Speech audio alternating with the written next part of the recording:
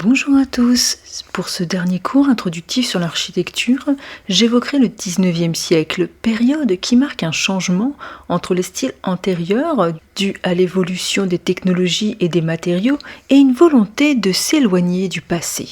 Le 19e siècle est fait de continuité, de contradictions et de révolutions. Un siècle mouvementé, une époque de grandes mutations qui va favoriser une forte croissance et une grande richesse de la construction.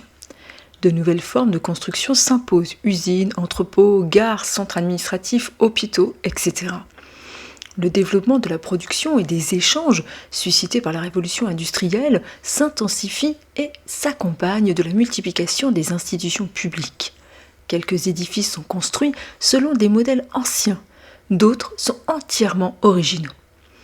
Chaque modèle architectural diffusé sur tout le territoire national implique l'adaptation du bâtiment à sa fonction et permet l'identification aisée de sa destination. Le 19e siècle est celui des changements des techniques de construction. L'architecture de cette époque est très diversifiée, puisque les architectes interprètent les styles du passé, s'inspirent des styles du monde entier et que les ingénieurs apportent des nouvelles formes dictées par la technique. Sauf que l'application d'une nouvelle technique se fait avec aisance lorsque les édifices à bâtir sont d'un type inédit.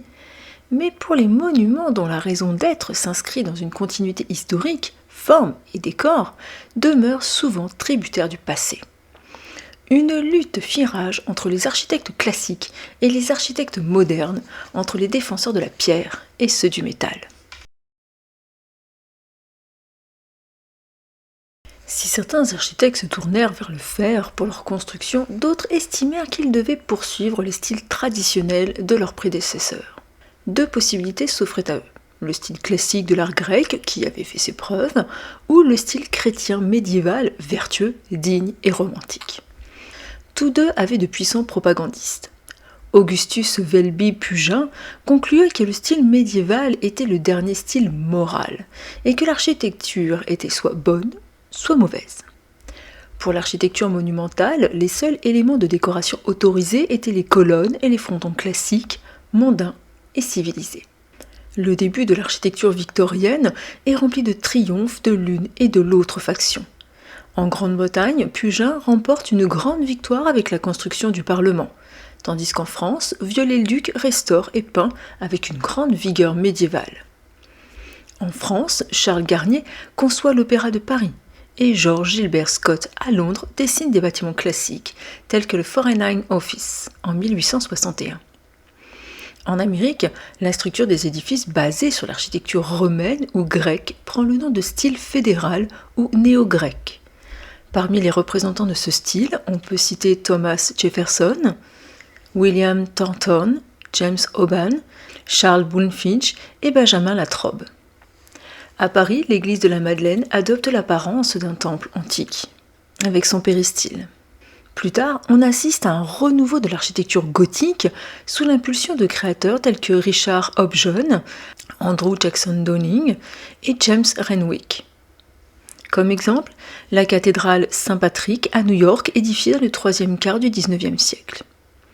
Le style roman est représenté par Henry Hobson Richardson et Richard Morris Hunt. Dans le style néo-byzantin, nous pouvons observer la basilique du Sacré-Cœur de Montmartre à Paris, construite par Paul Abadie après 1873. La retenue du goût et l'application minutieuse des normes classiques ont donné naissance à une variété de styles qui peuvent être considérés comme fantaisistes, grandiloquents ou austères.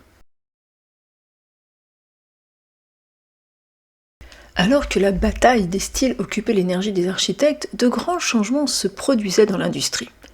La production en masse de verre, de fer et plus tard d'acier devient possible.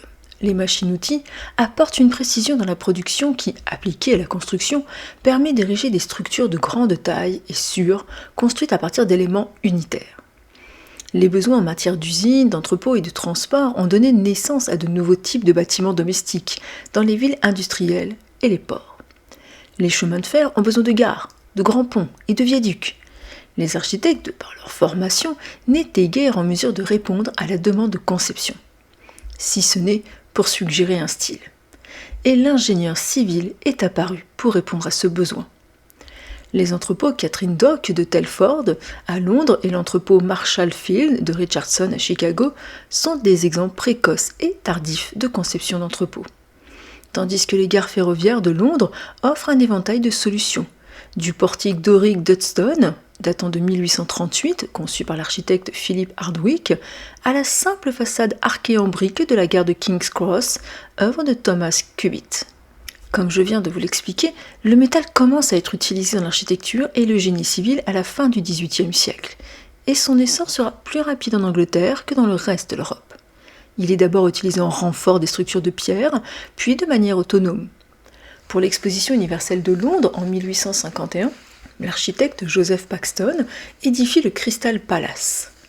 En 1889, à l'occasion de l'exposition parisienne, pour laquelle Eiffel a construit sa tour, 2 ingénieurs ont conçu les Galeries des Machines, la plus grande travée libre de l'époque, et l'ont fait reposer sur des supports oscillants, ce qui a donné une impression de légèreté à cette structure lourde et de grande taille. Une solution purement technique.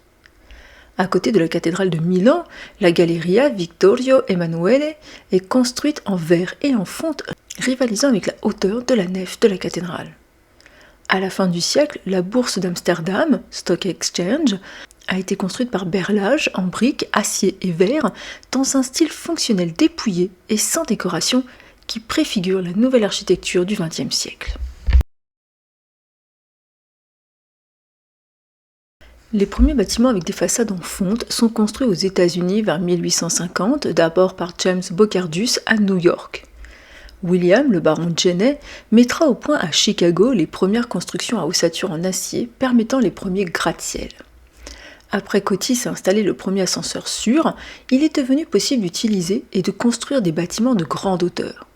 L'architecture des gratte-ciel fut perfectionnée, comme je vous l'ai déjà dit dans une précédente vidéo, par l'école de Chicago à la fin des années 1880 et dans les années 1890 grâce à des architectes pionniers tels que William le baron Jenney, Daniel Hudson Burnham, Dankmar Adler, Louis Sullivan, Cass Gilbert. L'église Trinity Church de Richard Upjohn, aujourd'hui éclipsée par les gratte-ciel de Wall Street à New York, surplombait son environnement lors de sa construction. Elle symbolise la défaite des styles face à la montée de l'architecture verticale, qui a fini par dominer l'environnement urbain américain. Les nouveaux matériaux, la concentration de la population dans les nouvelles zones urbaines à croissance rapide, en particulier Chicago et New York au milieu du XIXe siècle, les solides fondations en pierre, les capitaux disponibles et les inventions telles que l'ascenseur ont poussé les bâtiments urbains américains vers le haut.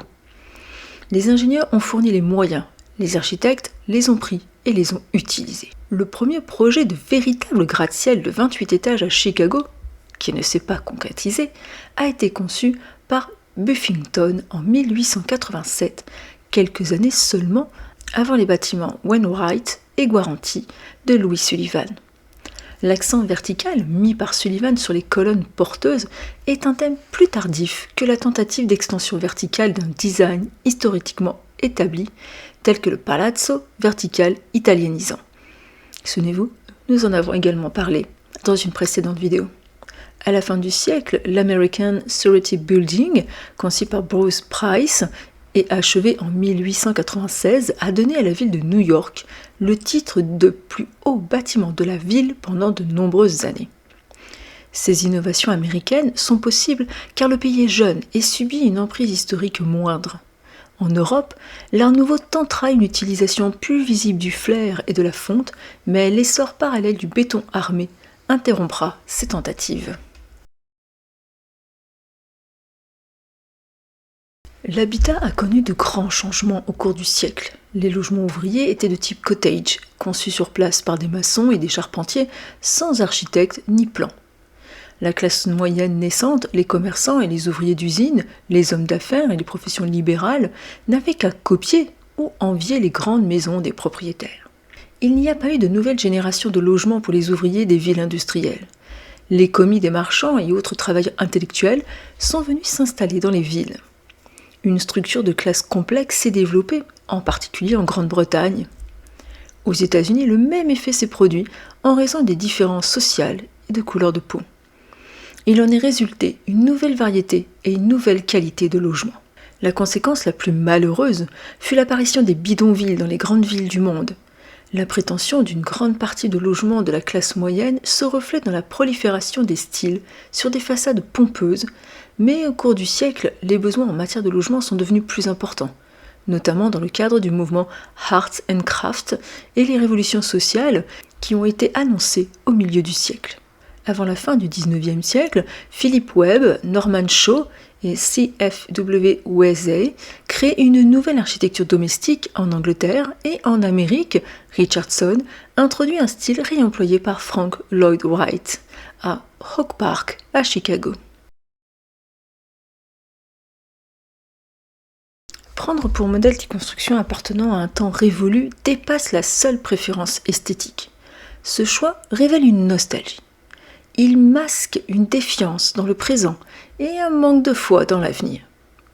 Tout au moins dans un avenir qui ne s'enracinerait pas dans un passé regardé comme un âge d'or. A l'inverse, les peuples neufs, soucieux d'affirmer les valeurs d'une civilisation qui leur soit propre, ou les régimes désireux de rompre avec un état antérieur, favorisent des ruptures radicales. La démolition de quartiers historiques faits de ruelles étroites et de maisons à cours carrés dans les villes chinoises contemporaines est un symptôme de cette volonté, en l'occurrence brutale, de tourner les regards vers l'avenir. Cette rupture va se concrétiser dans l'architecture du XXe siècle. Désir de liberté, rejet des groupes et des étiquettes, affirmation de l'individualisme. Une architecture dite moderne va alors se développer. Elle se caractérise par la cohésion entre le contenu et la forme avec des structures affirmées. Pour cela, les architectes vont utiliser de nouveaux matériaux et technologies et éliminer les éléments décoratifs inutiles et superflus.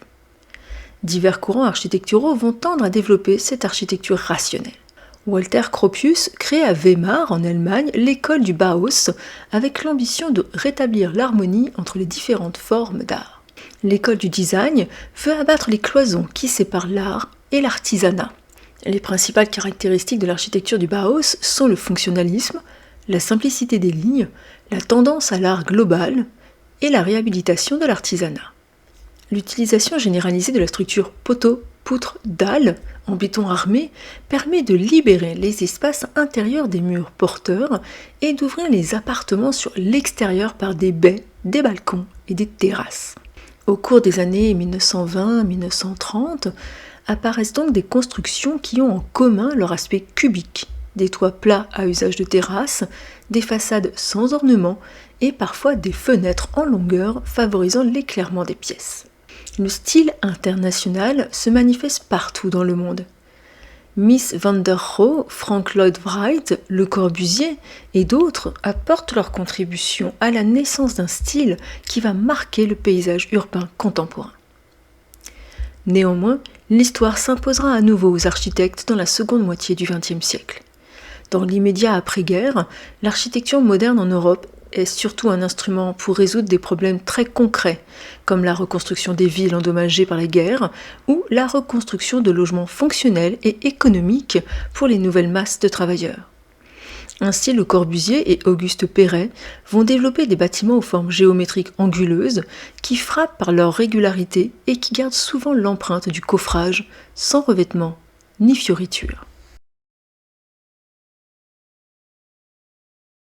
L'architecture du XIXe siècle fut fortement influencée par les mouvements architecturaux antérieurs et les styles exotiques étrangers qui furent adaptés aux nouvelles technologies du début de la modernité. La renaissance des styles grecs, gothiques et de la Renaissance ont été combinés avec des méthodes et des matériaux d'ingénierie modernes.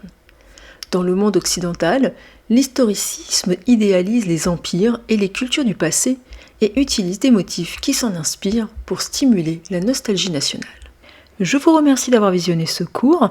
La semaine prochaine, je vous parlerai urbanisme. En attendant, je vous souhaite une bonne fin de semaine.